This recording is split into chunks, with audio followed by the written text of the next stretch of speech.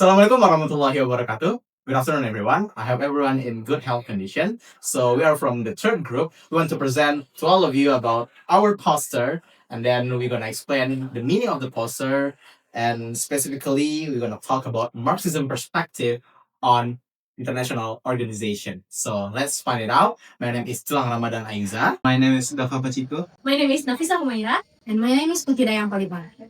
Okay guys, so let's start this presentation with pantun. Besi bukan sembarang besi, besi ditempa menjadi keris. Kongsi bukanlah sembarang kongsi, ini dia kongsi antek-antek kapitalis. Okay, so I talked before about the capitalism and Marxism, and now we got the organization which is the International Monetary Fund or the IMF.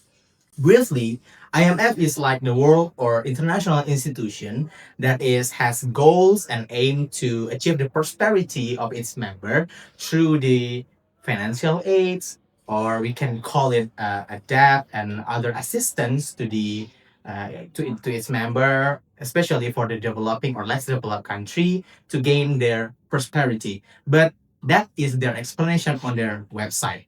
Because when we want to see from the Marxism lenses, we know in every international organization there is a latent movement, a latent goals or aims that need to achieve by whom? By the capitalists, by the one that wants to gain more. And for the further explanation about the Marxism lenses on the IMF will be delivered by my friend Daffa Pachiko. Okay, I will explain about how the Marxism theory interprets the IMF role. As we already know, Marxism theory explains that global politics is not randomly happen, but global politics is shaped by economic forces and class struggle. It argues that international system is an extension of capitalism, where the dominant capitalist power gain benefits and profit, and then they maintain their power through exploitation, imperialism, and the creation of inequality between the core states and periphery states. From the Marxist perspective, IMF works as a tool to protect and expand global capitalism. IMF creates dependency between the core and periphery countries through the debt and loan.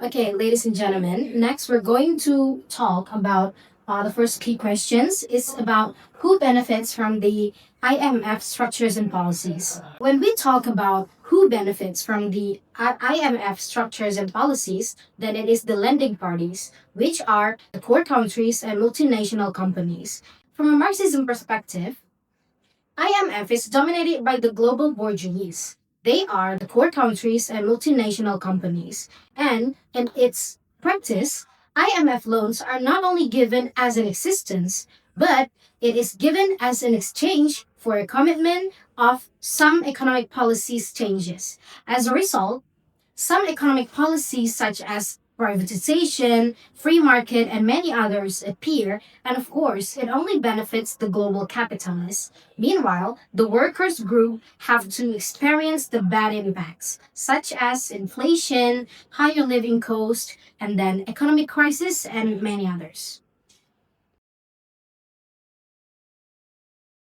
Hi, I'm Nafisah, and next we're gonna explain how the IMF could create a global capitalism. From Marx's perspective, the IMF absolutely creates a global capitalism that only benefits rich countries and MNCs. First off, conditional lending. Conditional lending means every loan and funds that is given by the IMF also comes with a rules and condition that is strict, which then from the 763 countries that has participated, 512 of them interrupt because they could not commit to the requirements. For example, in 1998, Indonesia was required by the IMF to remove fuel subsidies, raise internet rates, and privatize its banking sectors, which only benefits the foreign investors but not the state. Megawati, as a former president of Indonesia, also asked Indonesia needs a breathing space because the IMF requirements is so hard to fulfill. Secondly, dependency trap. We talked about the conditional lending before. When a country fails to implement the requirement that has been registered by the IMF,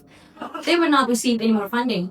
And after that, the economy would only go downhill. Because after that, it would cause also a distrust from foreign investors. So they could not receive any more fundings from another party. And the loan will keep increasing because they couldn't pay. They don't have any other income rather than the IMF. And at the end of the day, they have no other options than to return to the IMF. This has been done by many African countries such as Zambia and Ghana, which has repeatedly joined the IMF over decades. This is a strategy where the IMF is used by the capitalist states, the weaker states, so the weaker states continually rely on the loans that is controlled by the capitalist state. And lastly, privatization. The IMF heavily believes on market liberalization. One of its most common implementation is privatization of SOC or state-owned company. Specifically on this condition, IMF has implemented this on many countries such as Brazil, Bolivia, and even Indonesia.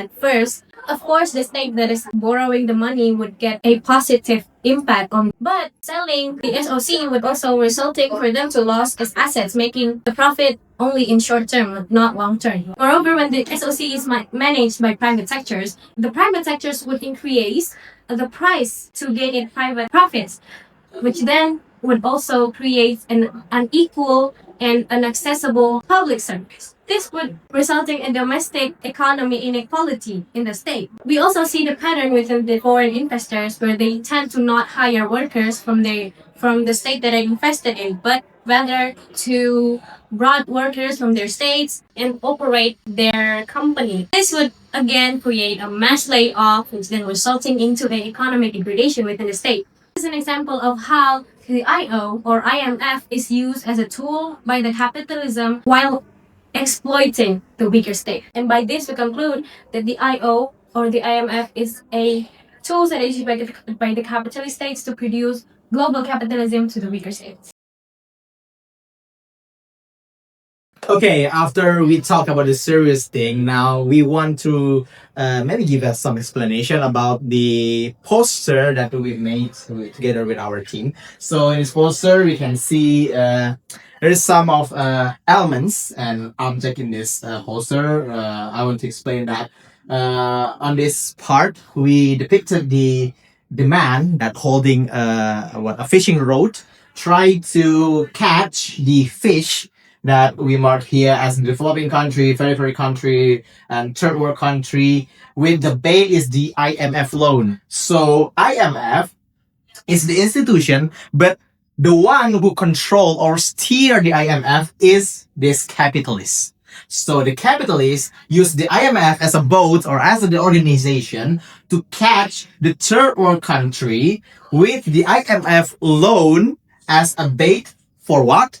To trap them into the bucket of dependency, exploitation, and create inequality among the nation. So the capitalists not still actually, can get richer and richer. And then we use this ocean theme poster to depict that in the fast wide world global stage, there is Indonesia we call it oknum.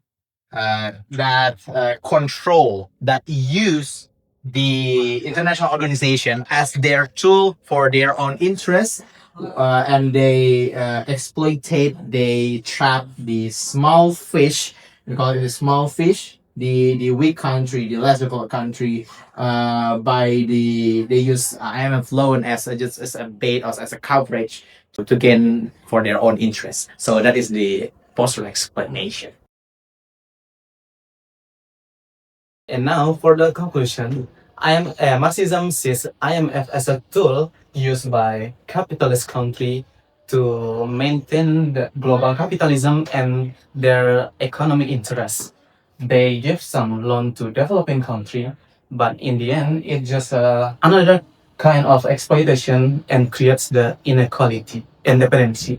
Okay, thank you very much for watching our video and watch our explanation about the Marxism perspective on the international organization, especially on the International Monetary Fund. So I want to remind you to don't forget to like, subscribe, and also comment and share your opinion and thoughts on the comment section below.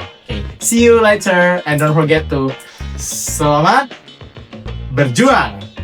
Sukses. Goodbye! Goodbye.